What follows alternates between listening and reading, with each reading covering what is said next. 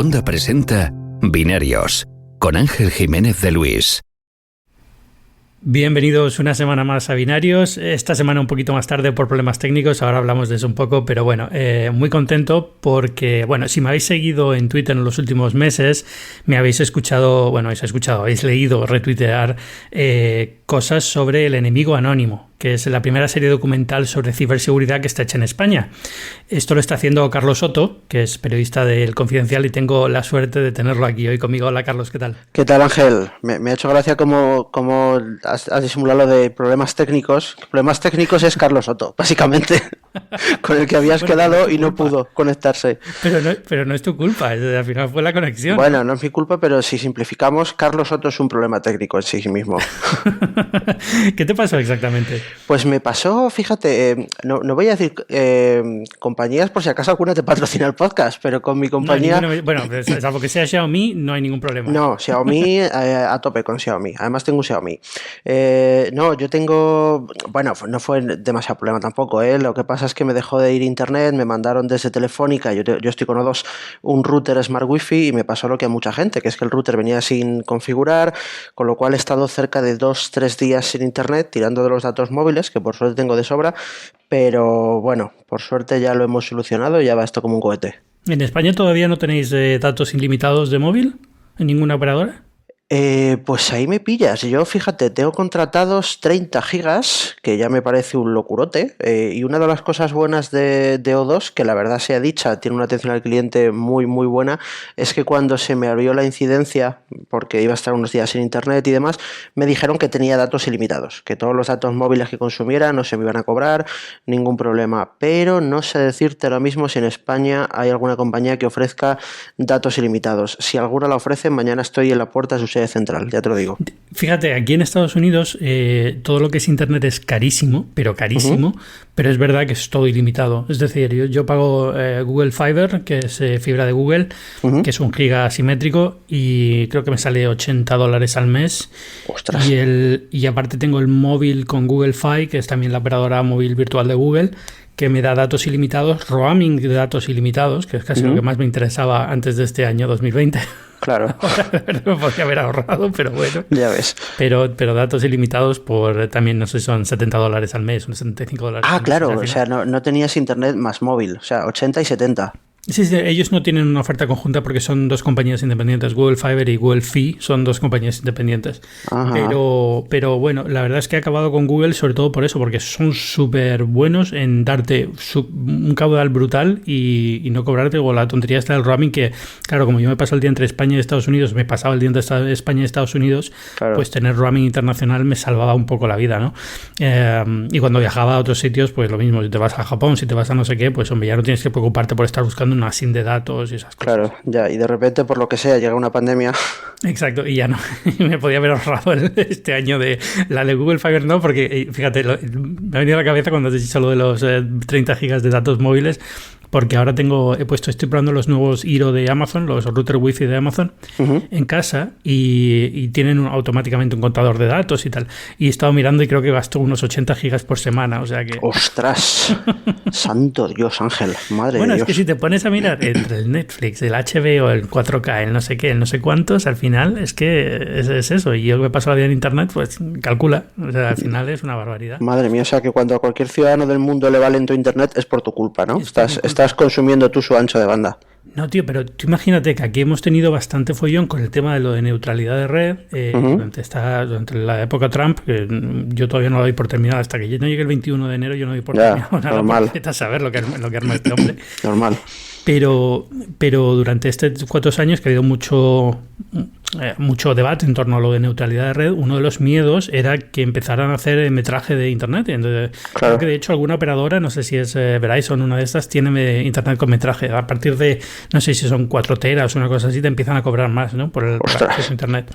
Pero claro, esas cosas empiezan como con unos límites muy altos y de repente te das cuenta de, hombre, empiezan a bajarlos y tal, y ya estás como quedándote un poquito cerca. Hombre, yo todavía 80 gigas por semana, pues todavía estoy a 240 gigas por mes, ¿no? Pero sí, vete a saber, es que al final nunca se sabe. Ya, la verdad es que yo no lo he medido, ¿eh? Me he venido arriba diciéndote que era mucho, igual yo consumo parecido.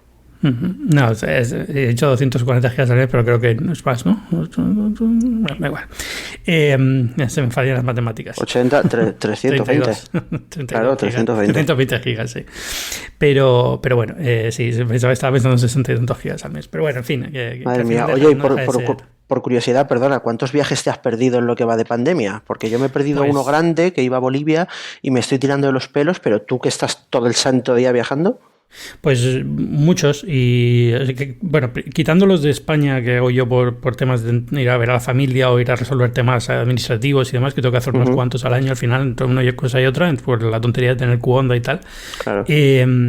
Aparte de eso, los de trabajo calcula que siempre estaba viajando como una vez al mes o una vez o 2 veces al mes en viajes cortos, es decir, yo considero un viaje corto 5 horas a San Francisco, pero bueno, madre de Dios, un viaje corto, qué locura. Pero quiero decir viajes dentro de Estados Unidos y cuando me tocaba hacer un viaje internacional ya iba a poquitos, porque desde que estoy en Estados Unidos es más complicado que haya un evento internacional que me inviten, esas cosas, ¿no? Pero bueno, todavía me cuesta el Mobile World Congress, la IFA, el CES, los de Apple, que suelen ser 3 o 4 al año, y más alguno por ahí de Microsoft y tal, pues al final va sumando y fácilmente uno al mes, con lo cual pues 8 meses, 9 meses que hemos metido en casa, pues eso, 9, 10 viajes fijo.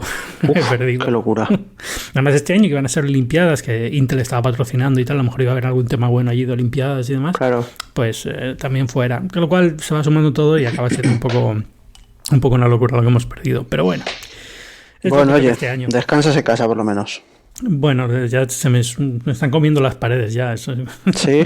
Y eso que lo he comentado alguna vez aquí en el podcast, que vivo en una casa en Atlanta que tiene jardín y tal, con lo cual, hombre, siempre tienes la cosa que no es como estar encerrado en Madrid, que yo la verdad lo siento por todos los que hayáis pasado el confinamiento en España, porque sé que es mucho más duro, porque los espacios son más pequeños, no siempre puedes salir a un sitio abierto. Sí, fíjate, yo me mudo, estamos grabando esto un 23 de noviembre, yo me mudo a otro sitio dentro de Madrid el 4 de diciembre, nos vamos a una casa, es dentro de un edificio, pero es una casa como tal, porque no hay nada ni encima ni debajo, y que tiene 2 patios, o sea, eso en estas condiciones me siento Amancio Ortega de tener 2 patios. Pues es una locura. Está muy cotizado un patio y una terraza ahora mismo en Madrid.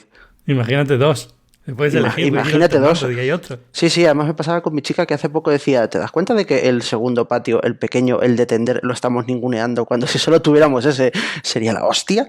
Pues sí. Ahora me siento Amancio Ortega, voy así por la calle. Pues eso. Bueno, vamos a hablar de cosas interesantes tuyas. Me parece más interesante un patio que el enemigo anónimo, te diré, pero vale. Bueno. Pero antes voy a hacer una pequeña pausa para hablar del patrocinador de esta semana, que vuelve a ser Xiaomi. Si habéis escuchado los binarios de las últimas 2 semanas, me habéis oído hablar del Xiaomi Mi 10T Pro, que es el teléfono de gama más alta de Xiaomi. Esta semana vuelven a patrocinar binarios y ahora que estáis buscando muchos un regalo para Navidad o incluso a lo mejor estáis simplemente buscando un nuevo móvil para vosotros, tened muy en cuenta este modelo. Es espectacular. Está teniendo buenísimas críticas y por muy buenas razones. Tiene un procesador ultra rápido, una batería brutal, la cámara es una pasada, graba en 8K, los selfies son una maravilla y la pantalla tiene 144 Hz. Muchos teléfonos de gama alta no pasan de los 60. Estamos hablando de una pantalla que cuando haces scroll se mueve súper suave. Y aparte la conectividad es una pasada. Tiene Wi-Fi 6, tiene 5G, vas a tener siempre una velocidad de navegación buenísima. Y tiene una cosa que me gusta mucho y es que ahora mismo tiene identificación facial, pero también ahora que vamos con mascarilla y la identificación facial pues no siempre es fácil, pues tiene también lector de huella dactilar en el lateral. Estamos hablando de un móvil de gama alta, altísima, y cuesta solo 600 €. Así que ya sabes, el nuevo Xiaomi Mi 10T Pro no va a dejar de sorprenderte. Muchas gracias a Xiaomi por patrocinar una vez más binarios. Y ahora sí, cuéntame, el enemigo anónimo. Estoy sorprendido, es brutal. O sea, a ver, para los que estén escuchando y no lo hayan visto aún, elενemigoanónimo.com es la primera serie documental sobre ciberseguridad. Son capítulos de unos 10 minutos más o menos cada uno, ¿no? Sí, un poquito menos. ¿Por qué esto no es un podcast? Pues, ¿sabes? Fíjate que ahora que se va acabando porque mañana publicamos el capítulo 13 y son 20, mucha gente me pregunta cuál va a ser lo siguiente que vamos a hacer y como que el paso natural siempre parece que es el podcast y por ahora lo descarto por varias razones. Primera, por no querer estirar el chicle. Y mira que como autónomo estoy acostumbrado a sacar hasta el último céntimo de cada cosa que haga. Es decir, esto que me has hablado de este reportaje lo meto en este otro, este no sé qué, este lo empaqueto de otra manera y estoy acostumbradísimo, pero no quiero estirar el chicle.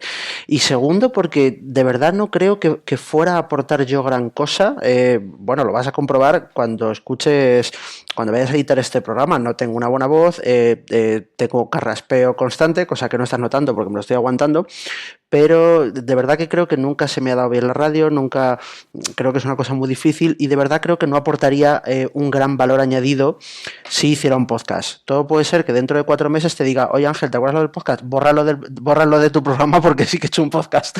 Pero... No, pero mira, te lo digo completamente sincero. O sea, primero, estás hablando conmigo que tengo una voz terrible y una dicción terrible. O sea, yo no tengo acento canario porque lo perdí muy, muy joven, pero aún así mi pronunciación no es precisamente muy clara, ¿no?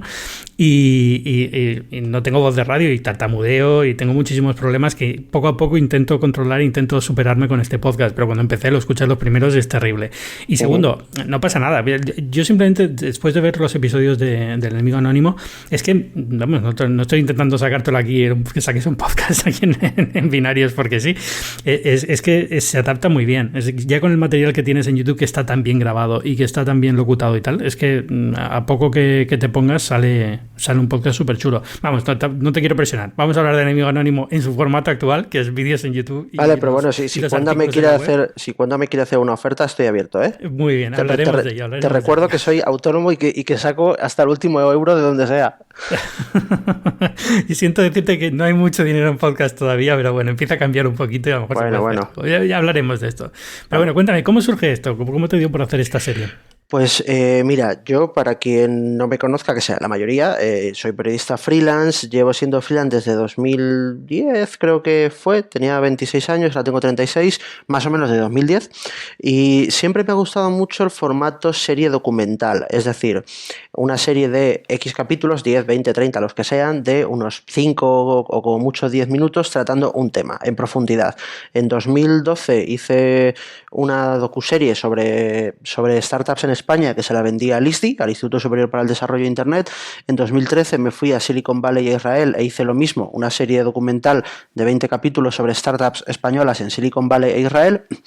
En 2014, entre 2014 y 2015, quise hacer otra serie documental que en un alarde de originalidad llamé En busca del empleo perdido y que, si no te suena, es porque no salió. Y no salió porque me pegué, y perdóname la expresión, me pegué la mayor hostia que me he pegado en mi vida y que espero pegarme. Es decir, te voy a ser sincero, un proyecto que no solo no salió, sino que me tuvo entretenido muchos meses hasta que no salió, me hizo pedir algunos préstamos económicos que a día de hoy estoy pagando, te recuerdo, 2014-2020, 6 años, para pagar, y que me supuso una debacle a nivel profesional y a nivel un poquito personal también brutal. Entonces estuve muchos años, una vez que volví a recuperar la estabilidad económica y demás, sin querer hacer nada de esto, pero hace un par de años, ya estable, decidí, ostras, me vuelve a picar este gusanillo de hacer series documentales, y a finales de 2019 me planteé por qué no hacerla de ciberseguridad. Yo llevo unos años, iba a decir especializado en ciberseguridad, pero en realidad estoy especializado en todo lo que va más allá de la ciberseguridad de manera pura. Es decir, cuando hablamos de ciberseguridad todo el mundo piensa en ciberataques, y para mí la ciberseguridad es mucho más. Es ciberataques, evidentemente, es proteger los puntos de entrada de las empresas, pero también son cosas como protección de datos, ciberacoso, sexting, para la gente que hace sexting, es voto electrónico. Es decir, para mí la ciberseguridad son muchas más cosas. Entonces me planteé hacer una serie documental de 20 capítulos que hablase sobre ciberseguridad. Además quería darle, digamos, una especie de vuelta de la tortilla. Es decir, hay una cosa, y fíjate, tú de eso sabes mucho más que yo. Hablamos mucho de, oye, no subas a Facebook tales datos, no subas a Instagram X foto, no subas a, no le des tus datos tan fácilmente a FaceApp. Vale, eso está bien, pero ¿qué pasa? Que en mi opinión estamos revictimizando a la víctima. Es decir, ¿por qué en vez de decir no subas esto a Facebook, no decimos, oye Facebook, ¿por qué haces negocio con según qué cosas? Oye Google, ¿por qué haces negocio con esta otra cosa? Oye FaceApp, ¿por qué resulta que parece ser que tu aplicación tan divertida entrena algoritmos de reconocimiento facial? Es decir, le quería dar una vuelta a todo eso, o en temas como ciberacoso. Todos estamos acostumbrados a tweets de la policía, por ejemplo, que con una evidente buena intención, porque eso no se puede negar, se dice lo típico de no respondas a los trolls, o en el caso del sexting, no envíes una foto a tu pareja o no chatees con alguien desconocido. Oye, eso está bien porque es evidente que se hace con la mejor de las intenciones, pero al final, ostras, ¿por qué no le damos la vuelta? ¿Por qué no les recordamos a los que comparten fotos ajenas y demás que eso es un delito? Entonces, por no enrollarme más, a finales de 2019 me planteé hacer una serie así. Empecé a grabarla en febrero, finales de febrero, principios de marzo, y además me planteé que, bueno, podía hacer dos cosas, o vendérsela a un medio de comunicación o lanzarla por mi cuenta con patrocinios, o incluso vendérsela a una empresa y que el proyecto fuera de la empresa. Al final opté por la segunda opción, hacerlo por mi cuenta y venderlo con patrocinios. ¿Qué pasa? Que de repente un día llegó una cosa llamada COVID-19, me arruinó la grabación de testimonios, porque yo quería haber salido en mayo de 2020 y no pude, evidentemente nos confinamos, y después de una mini crisis de pánico pensé, pues como el meme, vamos a calmarnos, vamos a pensar qué tenemos. En marzo pensé, a ver, hemos grabado en estos días 19 entrevistas, como mínimo esto nos da para un tráiler. Podemos hacer un tráiler que esté chulo, lo hacemos público, cosa que no pensábamos hacer al principio, lo hacemos público y así vemos si hay interés de patrocinadores. El tráiler por suerte, salió muy muy bien, pero que muy bien, y tuve la gran suerte de, uno, que me vinieran empresas pidiendo patrocinar, es decir, tuve que hacer poca labor comercial, y dos, una de las mejores cosas que nos ha traído, o de las menos malas, mejor dicho, que nos ha traído la pandemia, que es que yo estaba vendiendo patrocinios por email y por teléfono. Imagínate lo que sería eso si no existiera esto. Tendrías que ir 3 veces a reunirte con cada posible patrocinador y demás. Total, el 1 de septiembre por fin estrenamos el proyecto, por suerte totalmente rentable, no he perdido dinero porque solo tenía 3.000 euros para perder, no tenía nada más ahorrado, y desde el 1 de septiembre sacamos un capítulo a la semana, un capítulo que los martes sale el capítulo en vídeo en nuestro canal de YouTube del Enemigo Anónimo, y los miércoles en elenemigoanónimo.com, en nuestra web, sacamos un reportaje en texto que viene a ampliar todo lo que se ha tratado en el capítulo. Esto es un curro brutal. ¿Quiénes sois detrás del proyecto, aparte de ti? Evidentemente que eres el que lo mueve todo. Pues es un curro brutal, no te lo puedes imaginar. Y porque ahora, por explicarte un poco el dentro, ahora voy mucho más tranquilo. Fíjate, mañana estrenamos el 13 y yo llevo editados hasta el 16-17. Suelo ir con 3-4 capítulos de adelanto y con reportajes igual. El proyecto básicamente es mío. Es decir, en cuanto a lo gordo, es mío. Ahora, en cuanto a poner, por ejemplo, el vídeo bonito, tengo a la gente de Studio West, studiowest.es, para quien los quiera contratar, porque es alucinante el trabajo que hacen, que son los proveedores habituales del Confidencial, que usábamos para eventos, patrocinios y demás, y conté con ellos tanto para grabar las entrevistas como para editar. Quien vea nuestros capítulos verá que aparte del vídeo en sí hay mucho After Effects, que eso es muy caro, por cierto, y es muy difícil de hacer, cosa que yo no sé hacer, con lo cual yo les mando los cortes y ellos me lo editan. Pero más allá de eso, somos Studio West y yo. O sea, cualquier publicación que veas del Enemigo Anónimo en internet, ya sea el reportaje, el vídeo, las redes sociales, la newsletter, todo, lo he hecho yo. Es que me tienes alucinado, porque es que me siento como un completo farsante aquí. No, pero te aseguro. Es un trabajo brutal. Es que es una serie genial. Es decir, es un tema súper importante, está súper bien tratado. Ya no solo es que los vídeos se vean bien, es que te vas a los posts y los posts son súper buenos también. A todos los que estén escuchando, el Enemigo Anónimo no me ha pagado por hacer esto, de verdad. O sea, he decidido hacer uno sobre esto porque no nos queda dinero. Sacaste los primeros mirándolo diciendo, esta serie, como no está mucho mejor patrocinada y mucho mejor movida, quiero decir, esto tendría que estar moviendo mucho más ruido. Es brutal esta serie. Pues oye, te lo agradezco mucho. Mira, si yo presumo de algo es de trabajo. Siempre, toda mi vida, se puede tener más o menos talento, pero el trabajo nadie me lo va a negar. Y el Enemigo Anónimo, pues caray, yo creo que a la gente le está gustando, y que la gente sobre todo reconoce el curro que hay. Los capítulos, en mi opinión, están bien tratados, están siendo sensibles, porque hay temáticas muy sensibles, más allá de los ciberataques a empresas.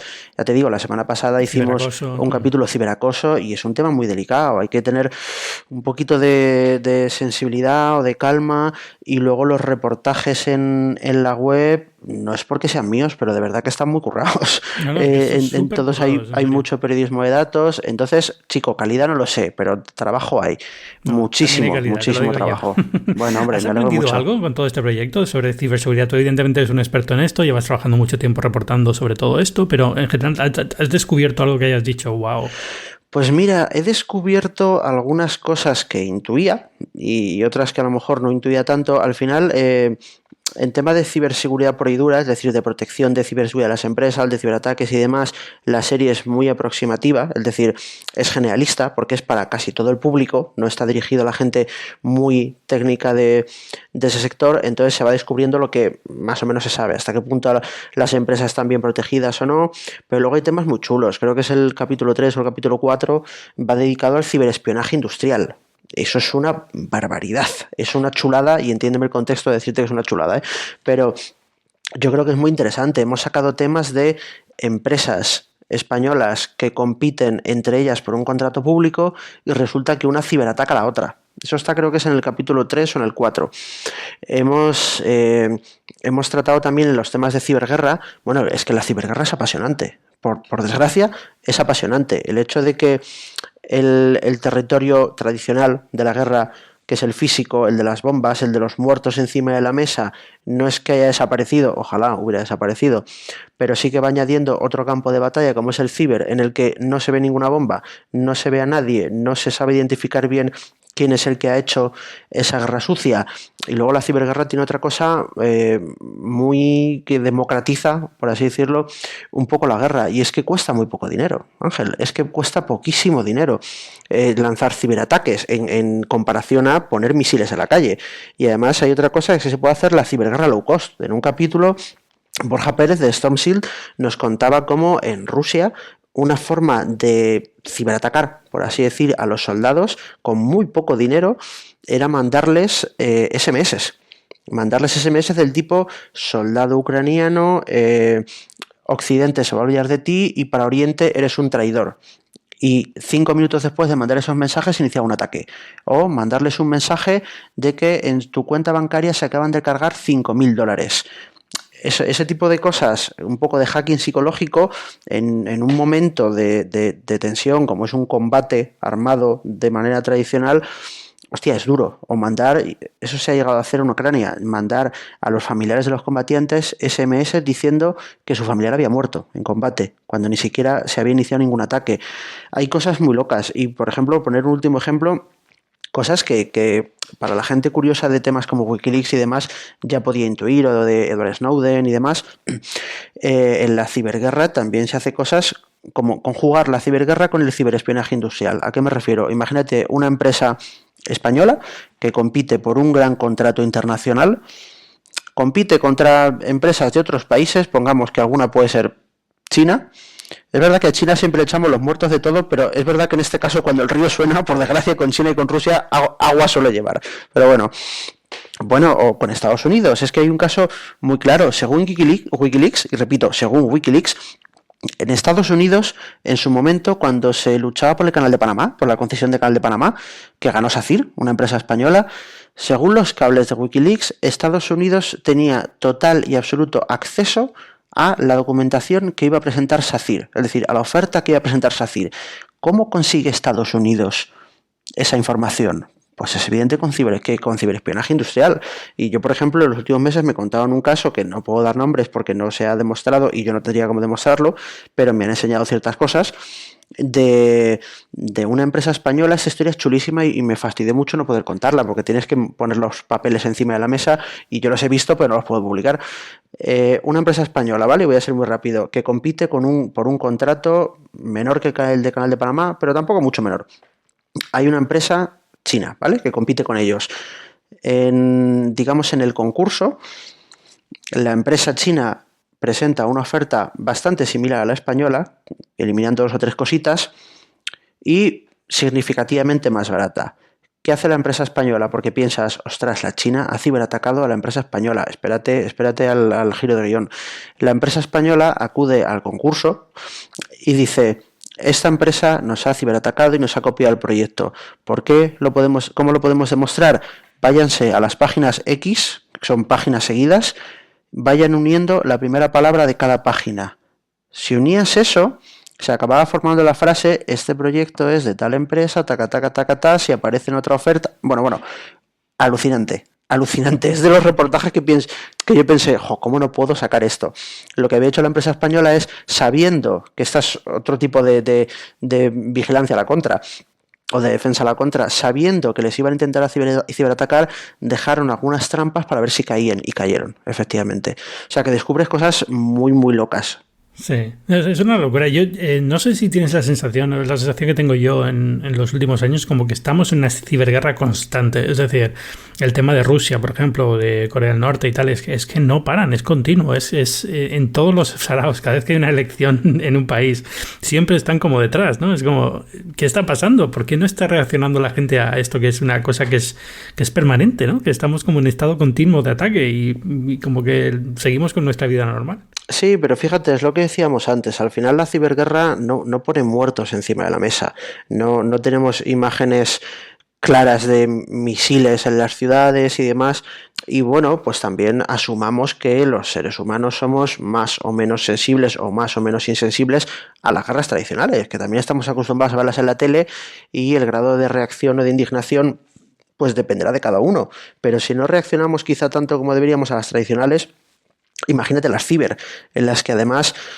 no hay forma de demostrar tácitamente quién ha llevado a cabo un ataque. En el caso de Stuxnet, el malware que infecta las centrifugadoras de las centrales nucleares de Irán. Bueno, pues todo el mundo más o menos sabe que fueron Estados Unidos y Israel, pero no tenemos ninguna prueba fehaciente de ello.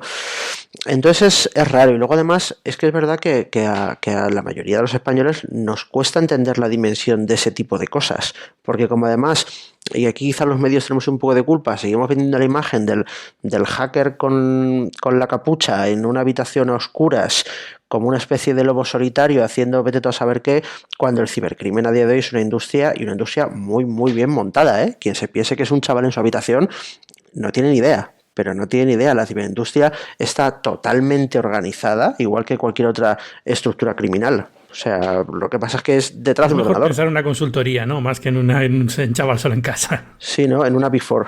Sí, exacto. Es una oficina con su gente con su traje y su ordenador delante, básicamente. Sí.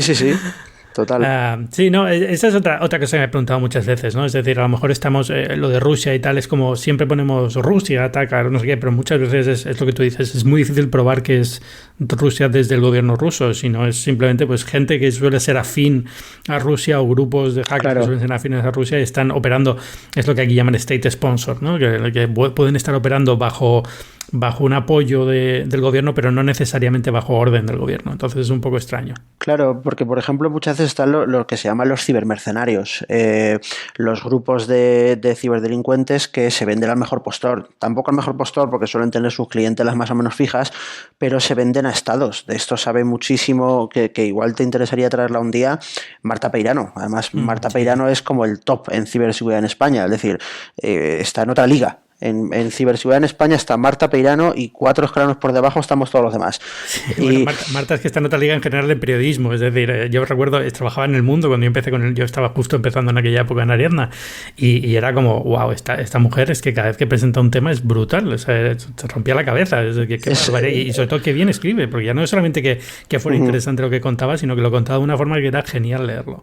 Es alucinante. Yo me acuerdo que intenté entrevistarla para El Enemigo Anónimo, por fechas y demás, al final no pudo ser, pero yo pensaba que si entrevisto a Marta Peirano no me hace falta entrevistar a nadie más. O sea, en El Enemigo Anónimo hay entre 40 y 50 personas a las que hemos entrevistado para los 20 capítulos, pero si la primera llega a ser Marta Peirano, yo cierro el chiringuito y me ahorro dinero en grabaciones. Le llamas así, ¿no? El reportaje es de Marta Peirano. Sí. Marta Peirano presenta El Enemigo Anónimo. No, pues oye, de verdad, o sea, estoy alucinado, ahora más incluso, ahora que me estás contando un poco toda la intrahistoria del documental y cómo es y cómo te lanzas a hacer estas cosas de documentales, porque es que o sea, yo llevo dándole vueltas a hacer un par de podcasts nuevos, aparte de en plan, oye, quiero hacer más, ¿no? Quiero hacer más cosas se me hace cuesta arriba el trabajo y es como una cuarta parte del trabajo que tiene esto. Ya, a ver, esto es mucho curro. Es verdad que si no te gusta mucho, yo me lo tomé como un proyecto, una cosa muy, muy personal, porque además yo tengo mi trabajo, al Es margen que es de eso, esto. tío, Yo Carlos, es que trabajo, al final somos autónomos y es terrible, o sea, te destroza claro. psicológicamente porque es tiempo que no estás ganando dinero con otra cosa que necesitas. Es que al final es eso, es que tampoco es que esté tan bien pagado el tema de autónomos, es que no es... No, ya te digo, mi mejor negocio de 2020 ha sido el enemigo anónimo. Ujú. Ya te lo digo. También te digo que es verdad que he pillado un momento en que muchas empresas quieren patrocinar ese tipo de contenido, ¿eh? No creo que, o sea, el enemigo anónimo por suerte ha sido un proyecto, está siendo un proyecto muy rentable, pero ya te digo yo que no es necesariamente mérito mío por ser un come orejas ni por ser un buen comercial, sino porque es un tema que está muy, muy en boga. Oye, me ha surgido la curiosidad de qué quieres hacer los podcasts, si se puede Pues decir. llevo dándole vueltas a dos cosas. Primero, quiero empezar a hacer un podcast sobre desarrolladores, sobre developers, Ujú, muy personal, muy centrado como esto, como una entrevista y comentar con ellos qué decidieron hacer, por qué decidieron lanzarse, por qué la app que han hecho y demás, y un poco contar ujú. su intrahistoria de cada app. Y centrado un poco en eso, en gente sobre todo en gente que se haya hecho desarrollador ahora con el auge móvil, ¿no? Con iOS y demás, que ahora hablamos también de este tema porque me viene bien para enlazar con el siguiente tema que vamos a hablar. Ujú. Y el otro es sobre, que llevo tiempo también dándole vueltas, sobre productos tecnológicos que cambiaron nuestra vida. Es decir, Ah, qué chulo. pues a lo mejor el Atari 2600, el primer Macintosh, el Newton, el iPod o el primer PC IBM compatible, cosas así, ¿no? O Ujú. MS2, cosas así.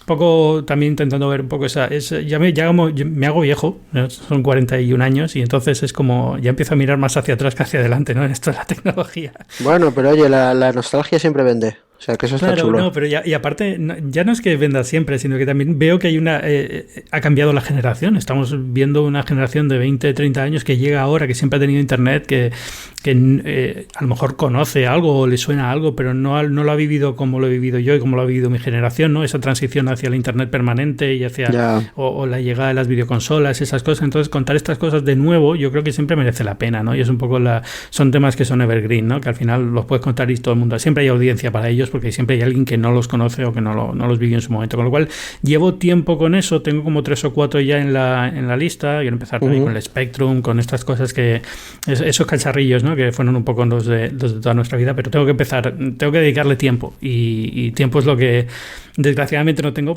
Ya. por esto, por ser autónomo y estar en 50 cosas a la vez, ¿no? Porque y aparte Cuanda me quita tiempo también y eso que lo tengo medio olvidado, pero bueno. Estaba pensando en el pobre Pepe Cervera, que habría molado. Ya, es Para el que podcast de los cacharricos habría estado guay Pepe sí, Cervera. sí. Pena, hombre. En fin. Sí. Pero bueno, no sé. Bueno, hablando de developers, ya que estamos y ya que te engancho por ahí con el tema uno de los otros temas que quería hablar contigo esta semana, por romper un poco y no hacer solamente enemigo anónimo, es el de Apple, ¿no? Es decir, por fin parece que ha reculado un poco en su política y va a empezar a rebajar la comisión a algunos desarrolladores. ¿Cómo lo has visto? Pues, ¿sabes qué pasa? Que en líneas generales me parece mal, ¿vale? Es decir, me parece mal las comisiones tan altas que cobra sobre todo Apple para las apps, desarrolladores y demás. ¿Qué pasa? Que creo que esto no puede pillarnos por sorpresa. ¿Por qué? Porque al final es que esto lo vamos viendo con el paso de los años. Fíjate, quizá Apple no es tanto ese caso, pero sí el de Google. Es decir, estamos viendo como empresas como Facebook, bueno, las GAFA, Facebook, Apple, Amazon y Google se están haciendo con un espectro de negocio y sobre todo con un espectro de sectores que, ostras, a mí me da mucho miedo, porque claro, a medida que los colonizan, y además los colonizan muy bien, porque es verdad que una de las cosas que hacen es que casi todo lo hacen muy bien y muy pensando en el usuario, una vez que colonizas esos sectores, tienes muy poco margen para negociar con ellas. Fíjate, en Enemigo Anónimo me decía alguien, creo que era Charlie Axebra, @Axebra en Twitter. ¿Tú te imaginas que en España el 100% o el 90% de la cuota de mercado eléctrico fuese de Iberdrola? Nadie se imaginaría eso. ¿Y por qué nos parece tan lógico que Google, por ejemplo, tenga esa cuota de mercado en el buscador o que entre Apple y Google se repartan prácticamente, porque Microsoft no tiene casi nada que hacer, todas las stores de las aplicaciones? Entonces me parece mal lo de Apple porque al final son comisiones que para muchas apps pueden ser muy abusivas, sobre todo al principio en el que estás testando a ver qué tal va la aplicación y demás, pero me temo que no nos puede sorprender demasiado. porque al final no es más que un paso más en el camino que este tipo de empresas están haciendo. No sé cómo lo ves tú. Bueno, a ver, la cuestión aquí de fondo es han pasado del 30 al 15% para aplicaciones que ganen menos de mil millones, iba a decir, de $1 millón al año. Uh-huh. Que son muchos desarrolladores, son como el 90 y tantos % de los desarrolladores, pero realmente es el 5% de ingresos es por servicios de Apple. Es decir, la mayoría del dinero que hace Apple viene de la aplicación del juego de turno, del Clash of Clans y todos estos que te venden monedas virtuales, y eso genera millones y millones y millones de dólares al año. Entonces eso es lo que le da dinero a Apple, por así decirlo. Y ahí sigue manteniendo ese 30%, salvo temas de suscripción y demás. Pero es... o sea, bien para los desarrolladores independientes, imagino, que están todos contentos hasta cierto punto, porque, bueno, aún así sigue siendo un 15%, pero bueno, da igual, al final este tipo de cosas, digamos, va incluida en el precio, ¿no? Es decir, tú eres un desarrollador y pequeño e independiente, pues la aplicación la vas a vender sabiendo ya lo que es la comisión y ya está. Y no creo que los precios de las aplicaciones... Dicho de otra forma, da igual que una aplicación cueste 3 o 4 euros porque se vende más o menos lo mismo, es decir, se vende poco. La mayoría, tal y como está estructurada la App Store, al final lo único que está vendiendo son aplicaciones gratuitas que luego te cobran por otra cosa, ¿no? Y es una forma de hacer un negocio viable. Entonces es como, bueno, bien, pero y lo ha hecho por una razón muy concreta, que es que ahora tiene el follón con Epic, ¿no? Con Fortnite y demás. Entonces necesita ganarse un poco el apoyo de desarrolladores, pero es verdad que se ha puesto en una situación un poco comprometida. No solamente Apple, como tú dices, todas las GAFA, ¿no? Todas las grandes empresas al final han ido creciendo, se han convertido en gigantes a las que es imposible ganar de ninguna forma. Son monopolios, es decir, yo entiendo que pueden no ser técnicamente monopolios en base a la legalidad existente actual. Claro. O puedes decirme, bueno, ¿cómo puede ser Apple un monopolio si realmente solo tiene el 20% del mercado móvil? Pero dentro de iOS, que es un mundo aparte, digamos, es un monopolio, evidentemente. Entonces, es difícil. Y cuando ves lo de Google, por ejemplo, que has dicho antes del 90% de búsqueda, todo el mundo te va a decir, bueno, pero es que realmente son el mejor buscador. Y bueno, sí lo eran, pero ahora que tienen el 90% del mercado pueden no serlo y ya no lo sabes, porque ya no ninguno puede competir con ellos. Claro. Entonces, ahora cuando buscas una cosa tienes 5 o 6 resultados que son patrocinados y luego tienes abajo del todo 2 reales, orgánicos, y el resto a página 2. Y entonces, ¿puedes hacer un mejor buscador? Probablemente, pero no vas a saber nunca, porque ya nadie puede competir con ello. Claro, es que nos hemos acostumbrado a que es el estándar. Porque fíjate, yo cuando te decía es inasumible que Google tenga tal porcentaje, bueno, pues yo uso Google, evidentemente. No me meto en DuckDuckGo, si lo hiciera sería por militancia o por activismo, pero al final nos hemos acostumbrado. Pero a mí me llama la atención, fíjate lo que te decía antes de un Iberdrola, una Endesa, que con otros sectores hemos estado más vigilantes, pero como las empresas tecnológicas eran un poco más cool, era otro paso generacional, el marketing se lo curraron mucho más, fueron menos agresivas con el usuario, esto de tener siempre el usuario en mente, siempre lo han hecho muy bien, Apple la mejor, pero Google también. Pues al final nos hemos ido dando cuenta de hasta qué punto se quedan con todo. Con Google, por ejemplo, a mí me da mucha atención cómo se cargan negocios e industrias. Es decir, tú tienes una startup en España, donde sea, de venta de entradas, llega Google, se pone a vender entradas o se pone a vender vuelos desde su propio buscador, con 2 clics ya has comprado un vuelo desde Google Flights, tira las comisiones al suelo perdiendo dinero sin importarle nada, no puedes competir con ello y cuando has cerrado ya se queda Google y ya sube los precios.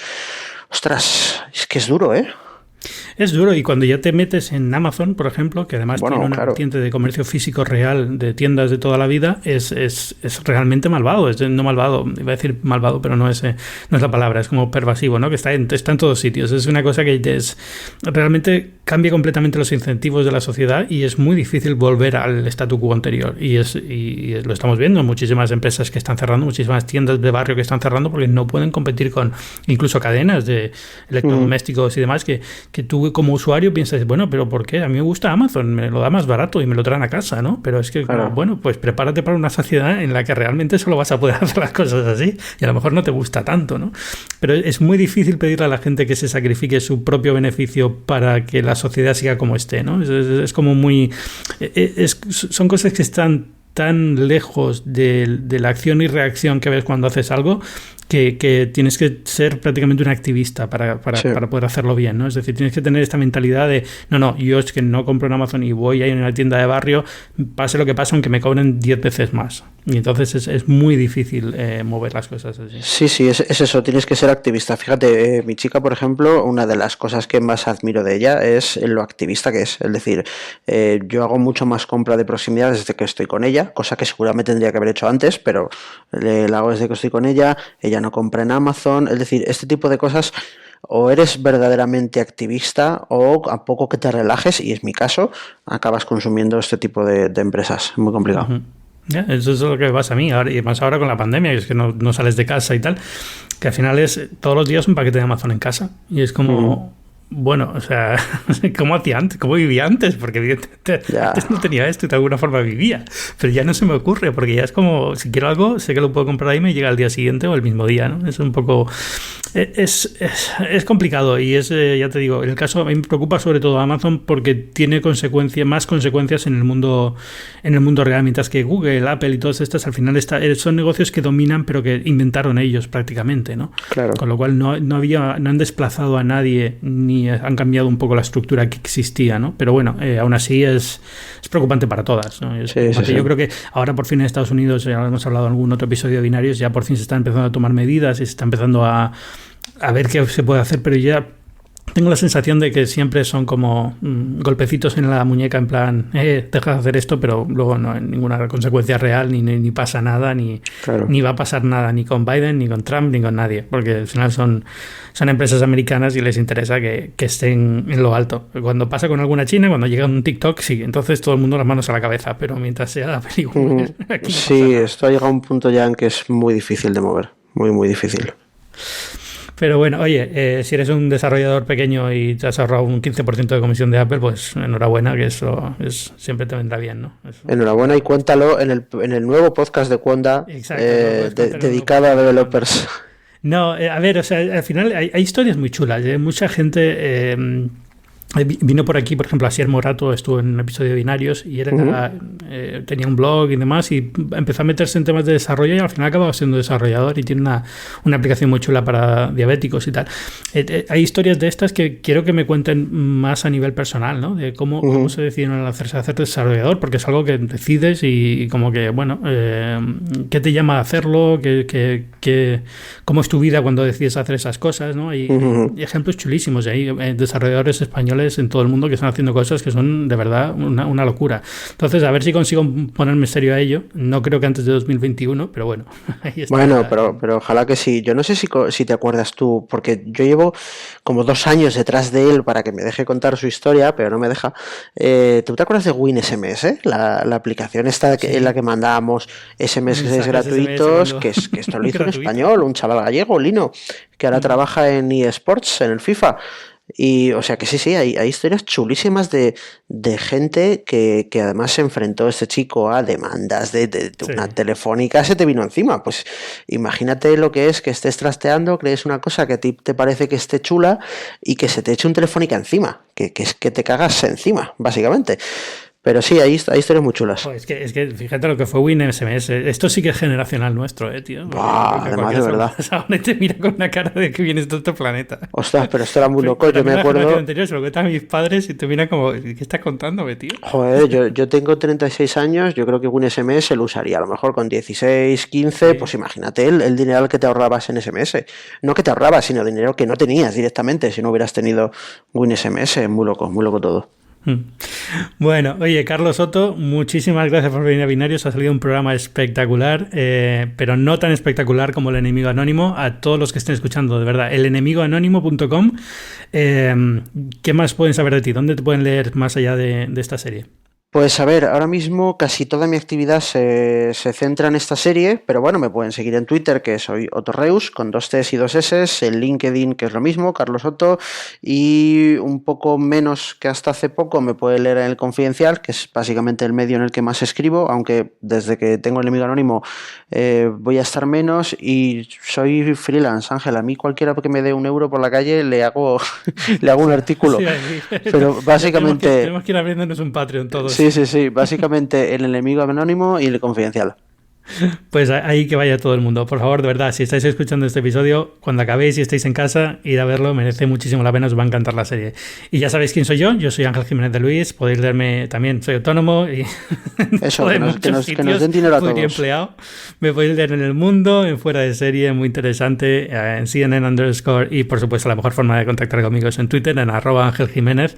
Y esto es Binarios, que es un podcast de tecnología semanal que forma parte de Cuonda, que es una comunidad de podcasts independientes en español. Ahí tenéis muchísimos podcasts, no solo de tecnología, sino de ciencia, de política, de muchísimas cosas, de humor.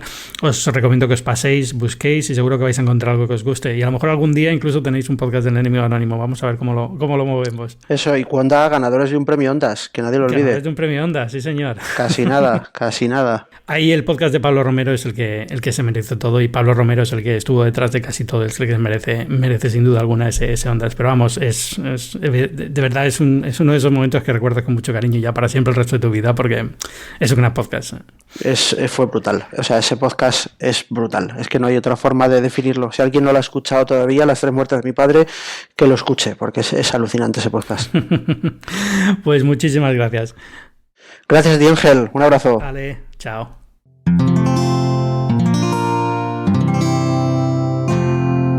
Puedes escuchar más capítulos de este podcast y de todos los que pertenecen a la comunidad Cuonda en cuonda.com.